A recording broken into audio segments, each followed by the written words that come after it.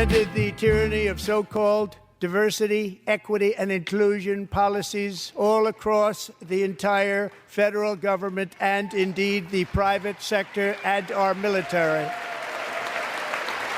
And our country will be woke no longer. That was President Trump in his first State of the Union address, addressing this scourge. I don't call it DEI, I call it die, because wherever it's implemented, companies find themselves dying. You know, there was a time when American universities were the loudest defenders of free speech. Debate was welcome, dissent was expected, and young minds were encouraged to wrestle with truth, not to fear it. Today, that same spirit is being smothered under a new orthodoxy called DEI, diversity, equity, and inclusion. What began as a movement to broaden opportunity has in too many places become an ideological bureaucracy that punishes disagreement and replaces scholarship with indoctrination. Across the nation, students are being told what to think, not how to think. Faculty are coerced into loyalty pledges disguised as DEI statements. Taxpayers are funding programs that divide people by race and belief instead of not uniting them under the shared promise of liberty. Today, we ask, what does it take to dismantle coercive DEI regimes, defend constitutional freedom, and rebuild a culture of serious learning, not only here in Michigan, but beyond? Tim, I hope I'm saying his name right, Tim Minella is a senior fellow at the Goldwater Institute's Van Sittert Center for Constitutional Advocacy, where he develops policy and programming to advance constitutional principles in education and public life. His work includes the report, No DEI, No Diploma. Whew, that's strong right there. His research is now helping shape state reform efforts. Prior to this role, he taught at the University of Kentucky's Lewis Honors College, Emory University, and Villanova. Tim, welcome to Detroit's Morning Answer. John, it's great to be here. Thanks for having me. I really do. I really do believe this is an important topic because it affects so many areas in our own lives. When you look at the current DEI landscape, you heard what President Trump said. You've heard what Linda McMahon has been saying about these DEI programs in college. But when you look at it, this current DEI landscape across American campus, what exactly has gone wrong? And when did diversity and inclusion shift from being these aspirational goals to mandatory ideology? Well, it's certainly been a process, but I think the real problem with DEI currently is that, just like you said, it's become an ideological crusade that's about circumscribing the bounds of debate rather than expanding opportunity and really committing to the ideal of equal opportunity, which is enshrined in the 14th Amendment to the Constitution. And what our recent podcast series at Goldwater shows, it's called Dismantling DEI, is that it really continues to be a threat to our constitutional republic and especially to education. That despite the laudatory actions that have been taken by the Trump administration and by many states, the universities are not taking this lying down, so to speak. They are resisting. They are ignoring the clear directives of their legislatures and their board of trustees to say you must end these practices. And they're doing it by changing the name of offices, saying we're not doing DEI anymore. We're doing belonging. We're doing civic engagement. And they've admitted on hidden camera investigations by groups such as Accuracy in Media that they're doing the same thing. They're just changing the name of it, hiding the ball. So we need to take the – yep. No, go ahead. I'm sorry. We just need to keep our eye on the ball here, especially at the state level, and pass strong policies that make it clear that these type of practices are no longer acceptable. You know, they basically taken a page out of President Trump's book. It's no longer the Gulf of Mexico; it's the Gulf of America. Is that something? That's pretty much what they're doing, right? Yeah. They're like I said, they're simply changing the terms here, and what the Goldwater Institute, the policies that we're promoting, the policies are very clear about what DEI is, and it doesn't matter what you call it. It's if you're discriminating based on race, if you're developing policies and programming with respect to race or other identity categories, that's DEI, and that should not be allowed. And that's the kind of laws we're promoting. You know, in your No DEI, No Diploma report, you reveal some significant cost burdens on students and taxpayers. What shocked you the most about the data you uncovered? Well, what was most shocking was the scale of these DEI requirements. What that report shows is that in the curriculum of public universities across the country, students are forced to take courses instructing them in this ideology. It's not just a course you might want to take. It's not an elective. You have to take this if you want to graduate from this institution. Yeah. And what we found is that it's about a $4 billion subsidy to DEI courses because of these mandates. In other words, every 4 years, $4 billion over the course of that 4 years gets spent based on tuition or state taxpayer support and other ways that go into DEI. That's a massive subsidy that is not addressed if we just simply get rid of the DEI bureaucracy. So that the DEI directors and such, and those positions should go. They should no longer be available to people. Yeah. But that doesn't solve the problem of DEI in the academic curriculum. You know, I have this T-shirt on my website, blackandwhiteradio.com. Cheap plug. But I say equity is the midwife of tyranny. Now, you've argued that these DEI bureaucracies, they replace, what they want to do is replace constitutional equality with equity by coercion. Can you explain that difference for listeners who may not see the distinction?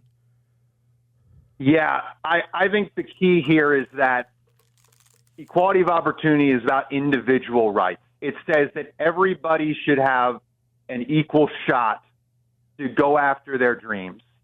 And that's the principle enshrined in the 14th Amendment to the Constitution, that every citizen is entitled to equal protection of the laws.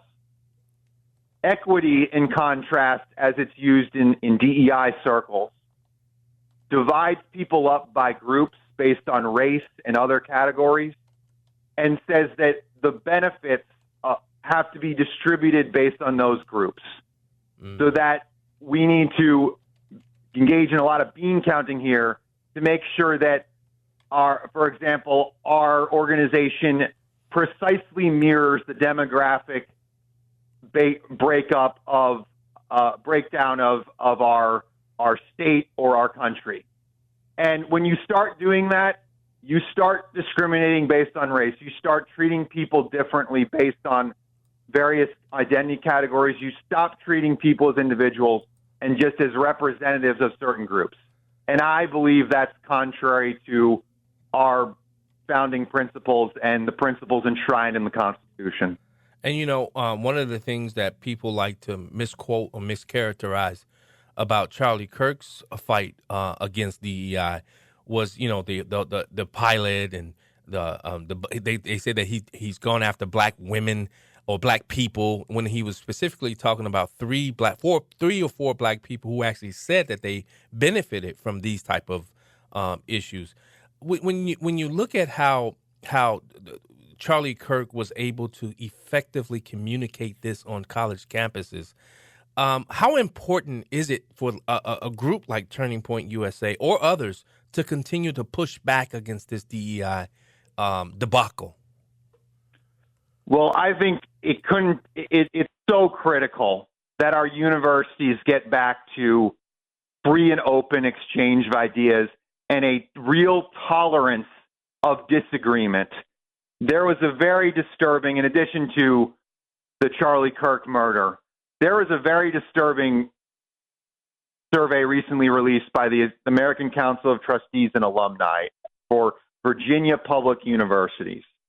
And just as an example, at the University of James Madison University, 57% of students said that their campus's political environment prevents them from freely expressing their views. And that's just one really disturbing data point from this report. And it shows that our universities are not cultivating a respect for the importance of debate and free disagreement and the free exchange of ideas. And I think it's something that this is part of the DEI story, that DEI is extremely intolerant of anything that opposes its ideology. And so that's another reason why it has no place on college campuses. I definitely agree. One of the things that you said that DEI's greatest casualty is free speech. Describe what that loss looks like inside a classroom for both professors and students. I think it's a great point. I'm a former college professor, and I did my best to say in my classes that this is a space where we're going to talk about tough ideas, and we're going to not shut people down. We're going to say that if you disagree with someone's point, you need to respond to that with evidence and with better arguments, not by reporting that person or shutting that person down, calling that person names. And that's when that we're not even going to debate them, we're not even going to examine them because they're so offensive. That really damages the educational enterprise at these institutions where, like you said in your introduction, students are supposed to be taught how to think.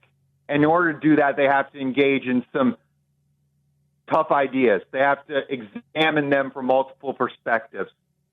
And those are just some reasons why DEI and the lack of respect for free speech on campus really damages our young people in the educational enterprise.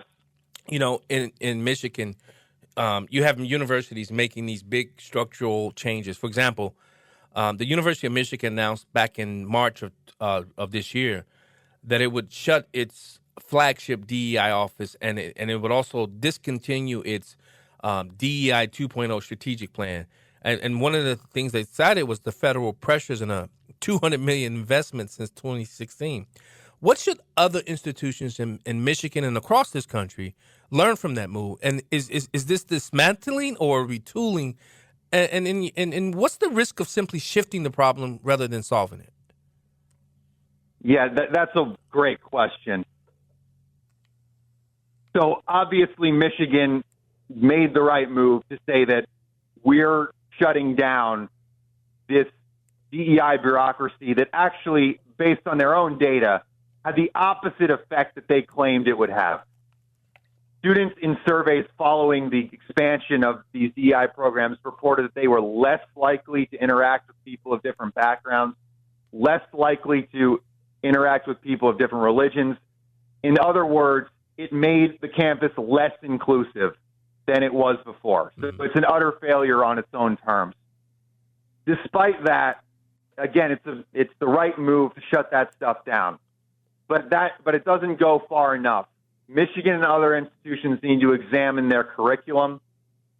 In public universities, they need to look at how are we like I said, at Goldwater, we have a policy called the Freedom from Indoctrination Act that says that you can't require these courses as a condition of graduation. Yeah. And I say one more thing about this. They also need to look seriously at expanding civics education. Yes. Instructing students on the basic principles of our constitutional republic. That's critically important. Well, when Secretary McMahon visited Michigan, she criticized what she called the crisis of higher education and she said as first and foremost a crisis of leadership. She said that she challenged the universities, I should say, to return to character building, truth seeking, and civic purpose.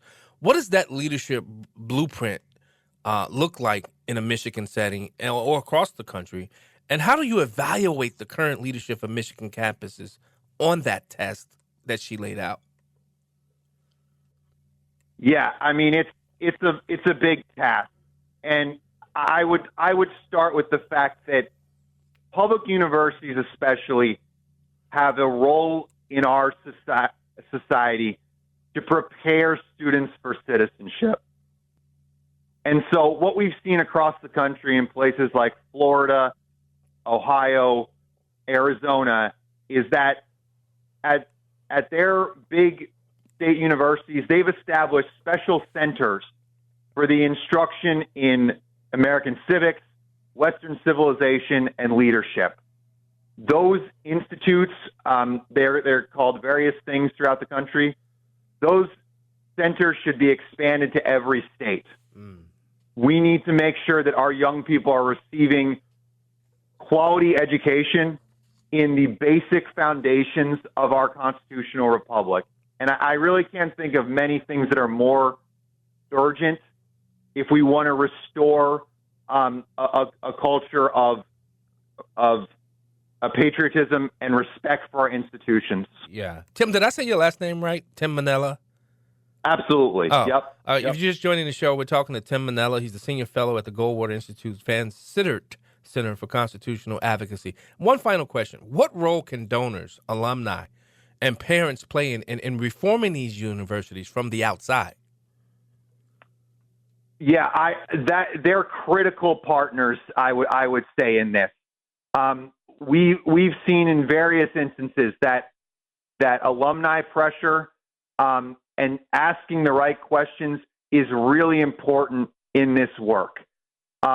So, I think in many other areas of life, money does talk. It does. And I think if you're an active alumnus in these institutions, ask questions. Ask about the curriculum. Ask what's there and what's not there.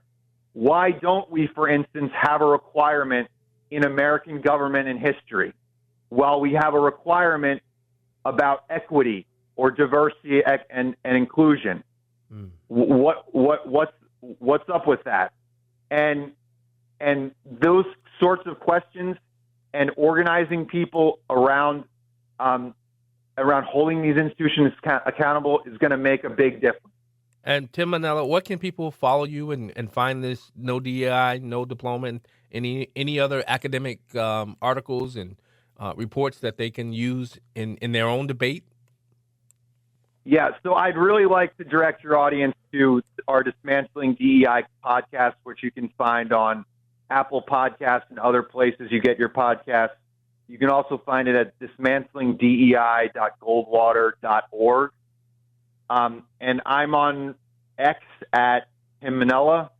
And you can also check out goldwater.org, goldwaterinstitute.org, for our policies and our reports on various subjects. All right, Tim Minella, we got to leave it right there. He's the senior fellow at the Goldwater Institute's Van Sittert Center for Constitutional Advocacy. Thanks so much for joining us on Detroit's Morning Answer this morning. Thank you so much, John. All right, we'll be right back.